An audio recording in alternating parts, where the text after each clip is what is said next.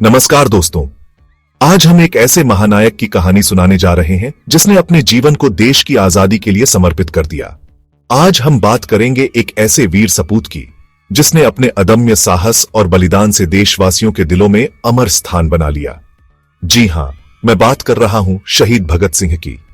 भगत सिंह, जिनका नाम सुनते ही हर भारतीय के मन में एक अद्भुत ऊर्जा का संचार होता है। भगत सिंह सिर्फ एक नाम नहीं बल्कि एक विचारधारा है जो हमें आज भी प्रेरित करती है। उनकी सोच और उनके आदर्श आज भी हमारे लिए मार्गदर्शक हैं। भगत सिंह का जन्म 28 सितंबर 1907 को पंजाब में हुआ था। उनका परिवार भी देशभक्ति की भावना से ओतप्रोत था। बचपन से ही उनका मन देशभक्ति की भावना से ओतप्रोत था। उन्होंने छोटी उम्र में ही देश की आजादी के लिए संघर्ष करने का संकल्प लिया। उन्होंने देश को आजाद कराने के लिए अपने प्राणों की आहुति दे दी।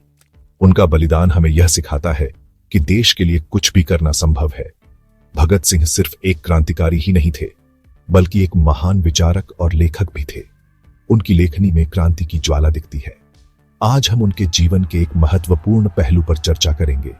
उनके नास्तिक होने के कारणों को समझेंगे और जानेंगे कि उनके विचारों ने किस तरह भारत के स्वतंत्रता संग्राम को प्रभावित किया। दोस्तों, अगर आपको यह वीडियो पसंद आया हो तो कृपया हमारे चैनल को सब्सक्राइब करें और बेल आइकन को दबाएं ताकि आपको हमारे नए वीडियो की जानकारी मिलती रहे। धन्यवाद। भगत सिंह का जन्म एक ऐसे परिवार में हुआ था जो पहले से ही देश की आजादी के लिए संघर्ष कर रहा था। उनके पिता और चाचा दोनों ही स्वतंत्रता सेनानी थे। उनके घर में हमेशा स्वतंत्रता संग्राम की बातें होती थीं और भगत सिंह ने बचपन से ही इन कहानियों को सुना। इन कहानियों ने उनके बाल मन पर गहरा प्रभाव डाला। वे अक्सर अपने परिवार के सदस्यों से स्वतंत्रता संग्राम के बारे में पूछते रहते थे।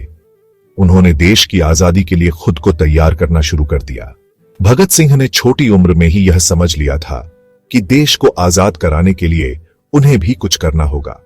13 साल की उम्र में ही उन्होंने गांधी जी के आह्वान पर स्कूल जाना छोड़ दिया। यह वह समय था जब गांधी जी ने असहयोग आंदोलन शुरू किया था। बाद में उन्होंने लाहौर के नेशनल कॉलेज में पढ़ाई की और यूरोपीय क्रांतिकारी आंदोलनों के बारे में जाना। यहीं से उनके विचारों को एक नई दिशा मिली। उन्होंने महसूस किया कि केवल अहिंसा से ही स्वतंत्रता प्राप्त नहीं की जा सकती। उन्होंने नौजवान भारत सभा की स्थापना की और क्रांतिकारियों के साथ जुड़ गए। भगत सिंह ने अपने जीवन को देश की आजादी के लिए समर्पित कर दिया और वे एक महान क्रांतिकारी बन गए। भगत सिंह ने देश को आजाद कराने के लिए कई क्रांतिकारी गतिविधियों में हिस्सा लिया। उन्होंने लाला लाजपत राय की मौत का बदला लेने के लिए सैंडर्स का वध किया। उन्होंने दिल्ली में केंद्रीय विधानसभा में बम फेंककर अंग्रेजी हुकूमत को हिलाकर रख दिया। भगत सिंह का मानना था कि हमें अंग्रेजों से सिर्फ भीख मांगने से आजादी नहीं मिलेगी बल्कि उन्हें भगाने के लिए संघर्ष करना होगा। उनका यह साहस और जज्बा लाखों युवाओं के लिए प्रेरणा बना। भगत सिंह ने अपने लेखों और पत्रों के माध्यम से भी लोगों को जागरूक किया और आजादी की लड़ाई में सक्रिय भूमिका निभाई। उनके विचार और कार्य आज भी हमें प्रेरित करते हैं और देशभक्ति की भावना को प्रबल करते हैं।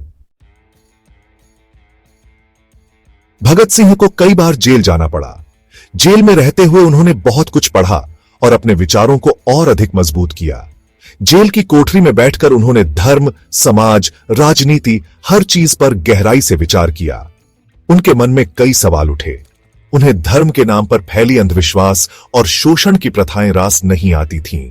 इन्हीं सवालों का जवाब ढूंढते हुए उन्होंने अपनी विचारधारा को और अधिक विकसित किया।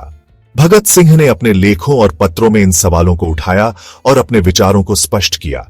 उनके विचार आज भी हमें सोचने पर मजबूर करते हैं और प्रेरणा देते हैं। उनकी विचारधारा आज भी प्रासंगिक है और हमें समाज में बदलाव लाने के लिए प्रेरित करती है। सेक्शन 5, नास्तिक क्यों? भगत सिंह के विचार। भगत सिंह खुद को नास्तिक मानते थे और इसे गर्व से स्वीकारते थे। उन्होंने अपनी प्रसिद्ध किताब मैं नास्तिक क्यों हूं में अपने विचारों को विस्तार से प्रस्तुत किया है जो आज भी प्रासंगिक हैं। उनका मानना था कि ईश्वर की कोई हस्ती नहीं है और यह केवल एक कल्पना है। उनका तर्क था कि अगर ईश्वर होता तो दुनिया में इतना दुख और अन्याय नहीं होता। यह असंभव है। वे कहते थे कि धर्म लोगों को अफीम की तरह बहलाता है और उन्हें उनके अधिकारों के लिए लड़ने से रोकता है। यह एक बाधा है। भगत सिंह का मानना था कि हमें धर्म के चंगुल से निकलकर तर्क और विज्ञान की रोशनी में चलना चाहिए ताकि समाज प्रगति कर सके। उनके विचार आज भी युवाओं को प्रेरित करते हैं और समाज में बदलाव लाने के लिए प्रेरित करते हैं। सेक्शन 6, धर्म पर तर्क और तार्किकता का पहलू। भगत सिंह का कहना था कि धर्म लोगों को अंधविश्वासों में फंसाए रखता है। उनका मानना था कि जाति प्रथा, छुआछूत, सती प्रथा जैसी कुरीतियां धर्म के नाम पर ही पनपती हैं। वे कहते थे कि हमें इन कुरीतियों को छोड़कर एक ऐसे समाज का निर्माण करना चाहिए जहां सभी को समानता का अधिकार मिले। भगत सिंह के विचार आज भी उतने ही प्रासंगिक हैं जितने उनके समय में थे। सेक्शन 7, नास्तिकता का क्रांतिकारी विचारों पर प्रभाव। भगत सिंह की नास्तिकता का उनके क्रांतिकारी विचारों पर गहरा प्रभाव पड़ा।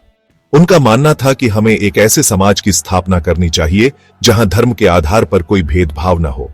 वे चाहते थे कि भारत एक ऐसा देश बने जहां सभी धर्मों के लोग शांति और सद्भाव से रह सकें।